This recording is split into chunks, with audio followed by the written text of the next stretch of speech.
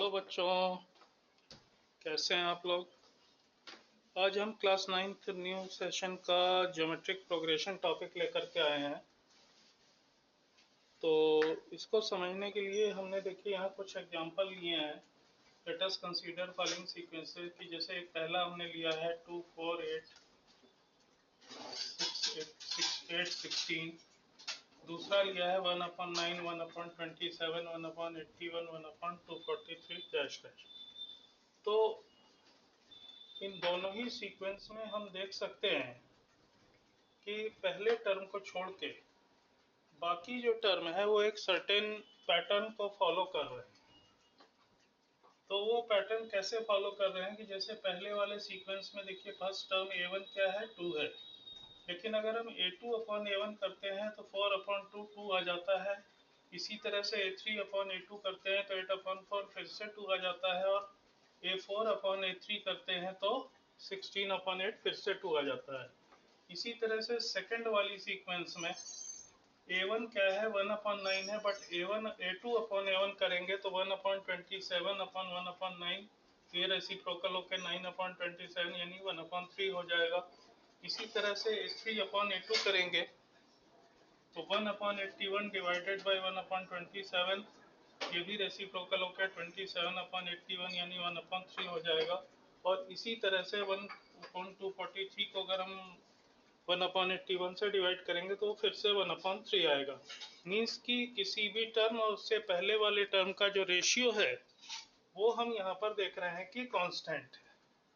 तो इसके बेस पर हम एक जीपी को कैसे डिफाइन कर सकते हैं कि sequence a1 a2 a3 dash dash an is called geometric progression या GP if each term is non zero. पहली कंडीशन इसमें क्या है कि कोई भी टर्म जीरो नहीं होगा, क्योंकि अगर जीरो हो जाएगा तो फिर हम डिवाइड नहीं कर पाएंगे उससे किसी को। नॉन जीरो एंड ए के प्लस 1 अपॉन ए के, मतलब कोई भी टर्म और उससे पहले वाला टर्म उनका रेशियो जो है वो आर होता है। ये कांस्टेंट है फॉर ऑल के की वैल्यू ग्रेटर देन और इक्वल टू 1। तो this constant ratio is called common ratio and denoted by small r. और इस तरह की सीरीज को हम क्या कहते हैं, जीपी कहते हैं। शॉर्ट में ज्योमेट्रिक प्रोग्रेशन को हम क्या बोलेंगे, जीपी। अब हम इसके ऊपर कुछ क्वेश्चंस एक दो लेके आपको समझाते हैं, फिर इसके लिए फार्मूला भी हम बनाएंगे।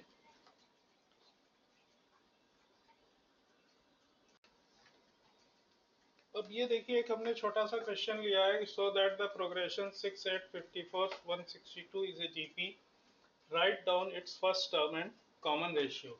तो फर्स्ट टर्म तो जैसे हम लोग जानते हैं कि फर्स्ट टर्म a1 या जिसको हम a भी मान सकते हैं, ये क्या है 6 है। अब कॉमन रेशियो कैसे निकलेगा कि a2 अपॉन a1 हमने किया तो 18 अपॉन 6 3 आ गया। इसी तरह से a3 अपॉन a2 किया तो 54 अपॉन 18 ये भी 3 आ गया। एंड a4 अपॉन a3 किया तो 162 अपॉन 54 ये भी 3 आ गया। सिमिलरली जैसे कि इसमें हम देख रहे हैं कि किसी भी टर्म में 3 मल्टीप्लाई होके अगला टर्म आ रहा है, तो अगर मान लीजिए हमको a5 निकालना है, फिफ्थ टर्म निकालना है, तो हम क्या करेंगे 162 में हम 3 से मल्टीप्लाई कर देंगे। 3 2 जा 6, 3 6 जा 18, कैरी 1 और 3 1 जा 3 1 4 486 ये फिफ्थ टर्म हो जाएगा। और रही बात कॉमन रेशियो की, कॉमन रेशियो क्या हो गया 3 हो गया, जिसे हम r से भी डिनोट करते हैं, ये इक्वल टू 3 हो गया। तो ये दो चीज हमसे यहाँ पर पूछी गई थी, फर्स्ट टर्म क्या है और कॉमन रेशियो क्या है। अब जीपी का कोई भी टर्म निकालने के लिए एक फार्मूला हम बनाएंगे, तो उसको भी आप देखिए। अब जनरल टर्म ऑफ जीपी के लिए हम पहले कुछ चीजें मान लेंगे यहाँ कि let first term of GP be a and common ratio be R. Number of terms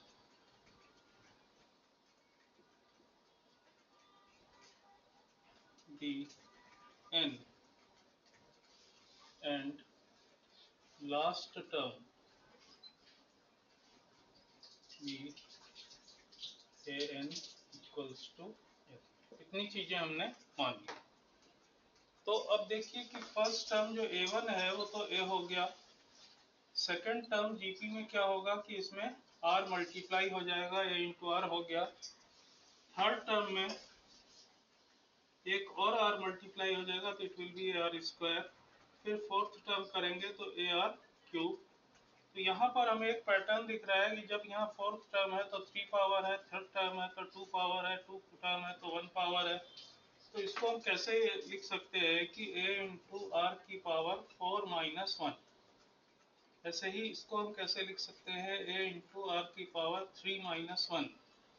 इसको हम कैसे लिख सकते हैं a इंटू आर की पावर 2 माइनस 1। तो इसी पैटर्न पर अगर हम चलते जाएं, an क्या हो जाएगा a into r to the power n minus 1। ये हमारे जीपी का nth टर्म का फार्मूला हो जाता है। इसको वी कैन राइट एल भी बोल सकते हैं, L equals to a into r की पावर n माइनस 1। इसकी मदद से हम कोई भी टर्म फाइंड कर सकते हैं।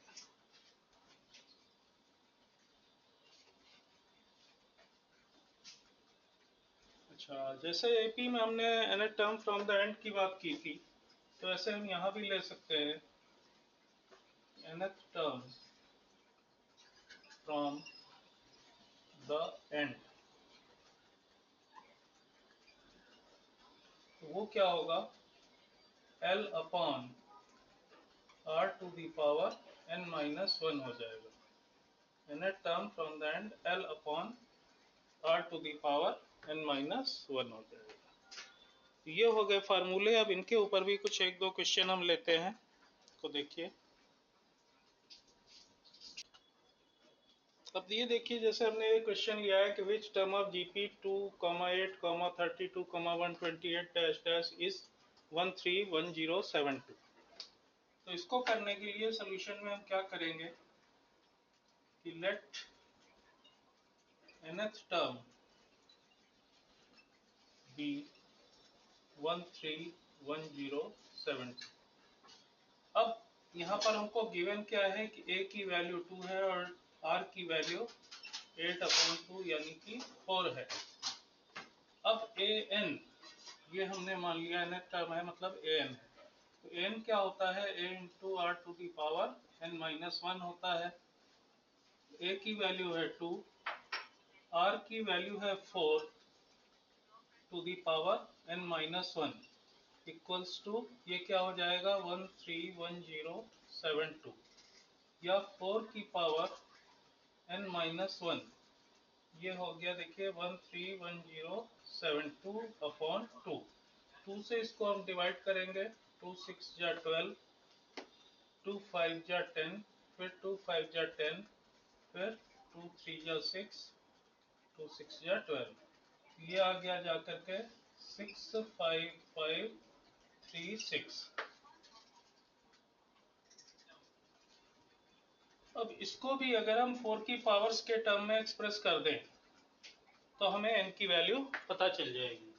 तो उसके लिए हमें इसे फैक्टर करना पड़ेगा कि 65536 है, इसको हमने 4 से डिवाइड किया तो 4 1 जा 4, 4 6 जा 24, 1 बचा, 4 3 जा 12, 3 बचा, 4 8 जा 32, फिर 4 4 जा 16, फिर 4 से डिवाइड करेंगे तो 4 4 जा 16, इसमें तो नहीं जाएगा 3 में, 4 9 जा 36, 2 बचा, 4 6 जा 24, फिर 4 से डिवाइड करेंगे, 4 1 जा 4, 0 2 4, फिर 4 से आप इसको डिवाइड करेंगे, 4 2 जा 8, 2 बचा, 4 5 जा 20 और 4 6 जा 24,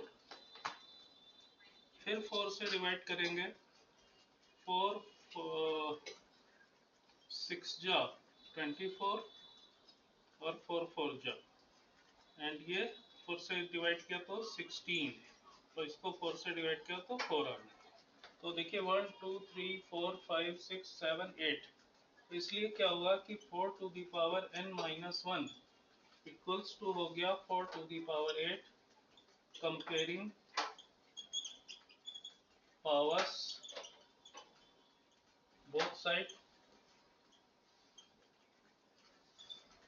n माइनस 1 इक्वल्स टू 8, या n की वैल्यू हो गई 9। मीन्स कि ये जो हमें दिया गया है ये क्या है, इसका सीक्वेंस का 9th टर्म होगा। एक क्वेश्चन और लेते हैं, उसको भी देखिए। अब ये देखिए एक प्रूविंग वाला क्वेश्चन हमने लिया है कि the 4th 7th and 10th term of GP are ABC respectively prove that b square equals to AC. तो इसके सॉल्यूशन में भी हमने कहा कि लेट फर्स्ट टर्म, अब ए तो नहीं मान सकते हैं यहाँ पर, तो हम एक्स मान लेंगे फर्स्ट टर्म, क्योंकि ए तो 4th टर्म है। First term be x and common ratio be y. तो ए एन जो होता है वो क्या होता है, a into r to the power n minus 1 होता है। तो ए 4 जो होगा वो क्या हो जाएगा कि x into Y to the power 4 minus 1 means 3, and this is equals to 8। फिर ए 7 हम करेंगे तो x इंटू वाई की पावर 6 आ जाएगा, ये क्या होगा b, जैसे हमको गिवन है।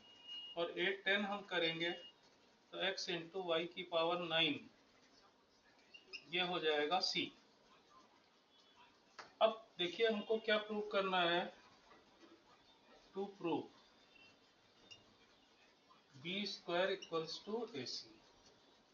तो पहले हमने लेफ्ट हैंड साइड लिया, लेफ्ट हैंड क्या है, बी स्क्वायर है, एंड बी क्या है, x y to the power 6, और इसका भी स्क्वायर कर दिया, तो ये क्या हो जाएगा, x square into Y to the power 12। इसको हमने बोल दिया इक्वेशन नंबर 1। अब हमने राइट हैंड साइड लिया, ए इंटू सी। ए क्या है, ये है, सी क्या है, ये है, ये हो गया A into Y cube into C. C क्या है, X, X into Y cube और X into Y to the power 9। इसको दोनों को मल्टीप्लाई करेंगे तो x इंटू एक्स स्क्वायर हो गया, और y की पावर ऐड हो जाएगी तो y की पावर 12 हो गई। इसको हमने बोल दिया 2। अब देखिए जो हमारा लेफ्ट हैंड साइड आया था वही राइट हैंड साइड आ गया, तो from 1 and 2 LHS equals to RHS, hence 2। तो इस तरह से आप इसके क्वेश्चन आसानी से कर सकते हैं। बस पावर्स वगैरह का रूल याद रहना चाहिए इंडिसेस का, कि अगर नेगेटिव पावर है तो क्या होगा, फ्रैक्शनल पावर है तो क्या होगा, वगैरह वगैरह। बाकी क्वेश्चंस आप लोग ट्राई करिए, कोई दिक्कत लगे कमेंट में आप लिख दीजिए हमारे वीडियो में, हम उसको सॉल्व करके आपको देंगे। Till then subscribe my channel Alpha Tutorials Official and press the bell icon so that you may get regular updates. Thank you.